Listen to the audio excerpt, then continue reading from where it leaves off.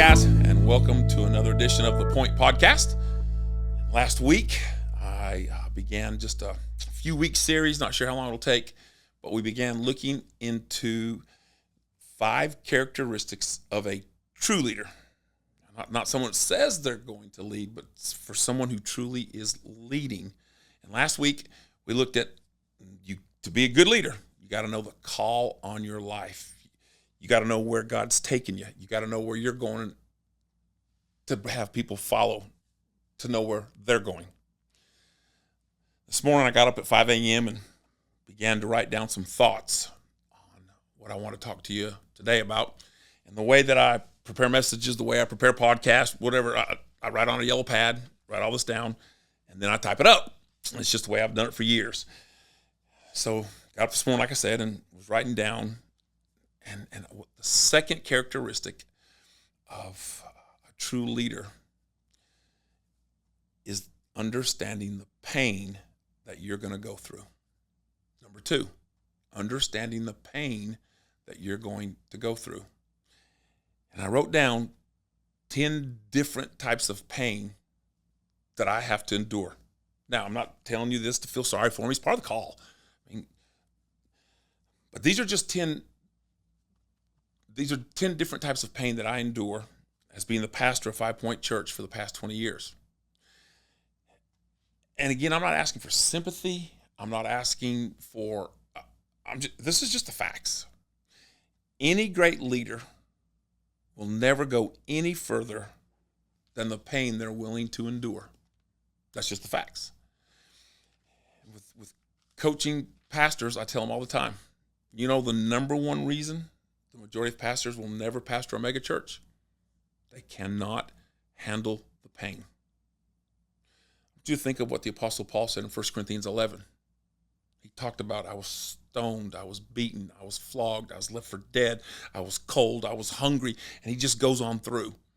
Yeah, we say we want to have the power of the Apostle Paul, but we don't want to go through what he went through in order to be and do what he did. The more pain you go through, the greater leader you will become. I need you to understand something. Pain isn't always a bad thing. Consider it pure joy, my brothers, whenever you face trials of many kinds, because you know that testing of your faith develops perseverance, and perseverance must finish its course so that you may be mature and complete in everything you do. James 1. And I memorized those verses a long time ago. Consider it pure joy. See, what we want to do when we're in pain is we want God just to get us out of it as quick as possible. But what I've come to realize over the past 20 years is that God is having you go through that pain because he wants to take you to another level. So you will never be the leader that God wants you to be until you're able to endure the pain that comes with it. I'll give you 5 of the 10 types of pain I have to endure as the pastor of 5 Point Church. Number 1, self-inflicted pain. Everybody deals with self-inflicted pain. The things that I've said, the things that I may have done, the things that I have done, the things that, and the list could go on. And we're all bad about wanting to point our finger at somebody else and saying they did or no. The number one problem I have in my life and the number one problem you have in your life is the person that you look at in the mirror every day. It is self-inflicted pain. And I hope that through the years, my experiences and life lessons have helped me not to make the same mistakes over and over. And what we as believers need to understand, that someone can sin against you, and that's on them. But how we respond is on us. I've had to go through pain, and it was every bit my fault. Number 2, the pain of my family. And what I mean by that is they have had to go through pain because I get to pastor such an incredible church. The majority of people in this church would never say something to my family. But then there's those who would say, post, and attack, not because something they did, but because who I am and things I've done. It's not fair that my children have been under a microscope since the day I went into the ministry, but they have been. And I've told them their entire life, you need to remember who you represent. Number one, Jesus Christ, and number two, Dean Herman. And now, Pastor Dean. It's not fair. It's just part of the call. Every pastor's family is put under a microscope. I have purposely not had Debbie on the stage a lot or made Debbie this public figure, and it's to protect her. It's part of being in the ministry. It's part of being a pastor. It's part of being a staff member. Your family is going to go through pain because of the position that you have. Number three, the pain of comparison. I want you to think, when we planted this church 20 years ago, New Spring was rocking and rolling right down the road. Elevation, a little bit further down the road in Charlotte, man, they are exploding. And so you begin to ask yourself, okay, how is Perry Noble? How is Stephen Furtick so much different, so much better than me? And you cannot compare yourself, because the call on their life isn't the call on your life. I remember wanting what other pastors had without going through what they had been through.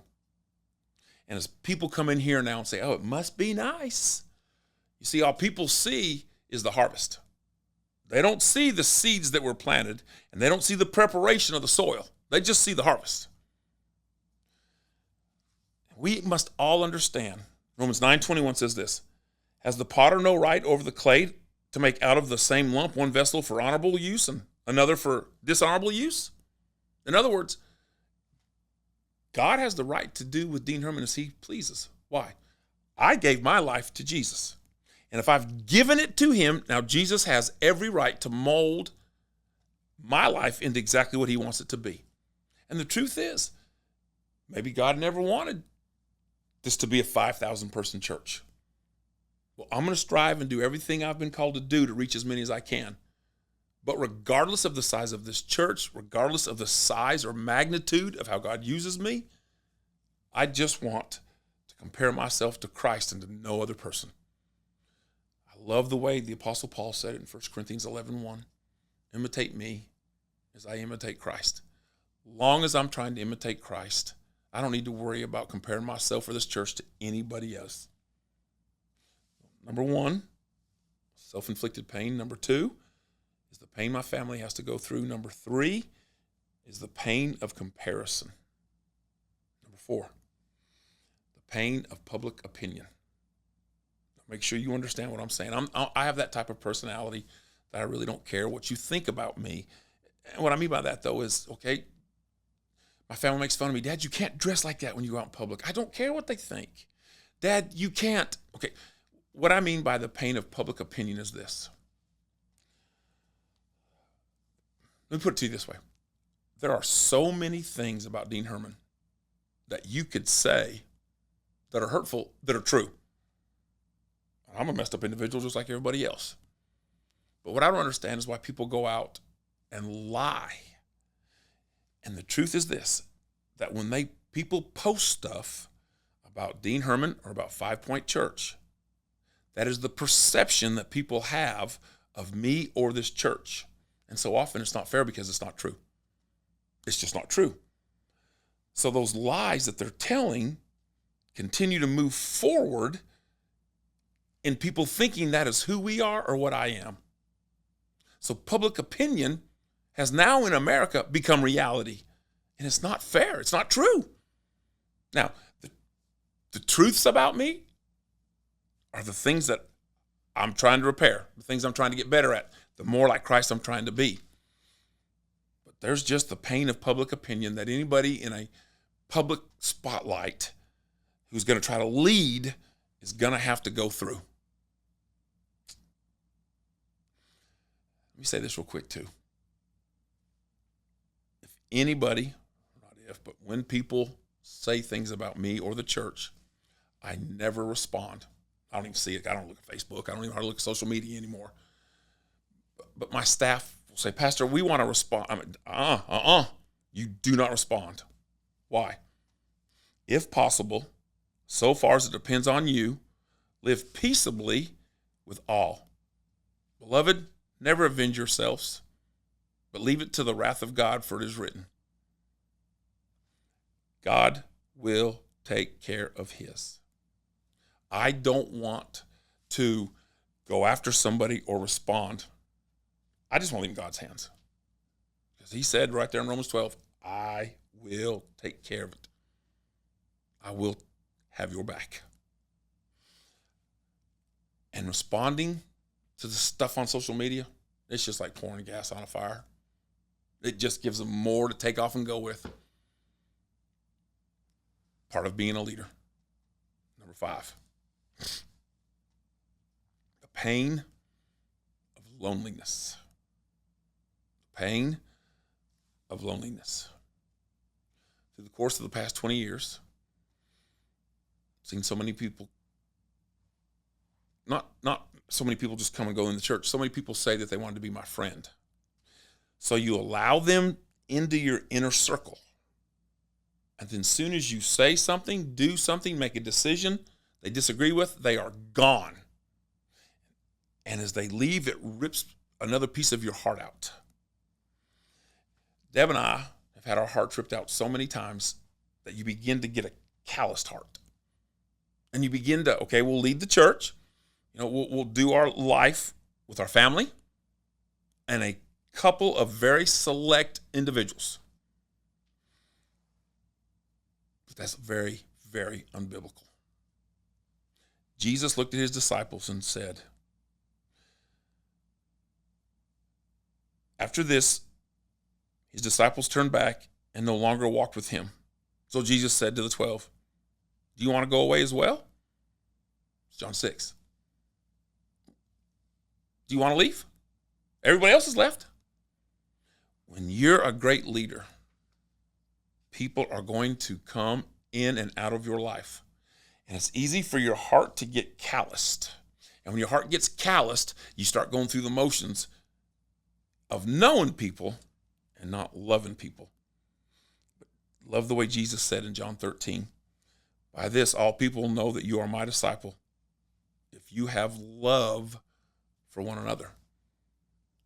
You can't lead a great church if you don't love Jesus and love people.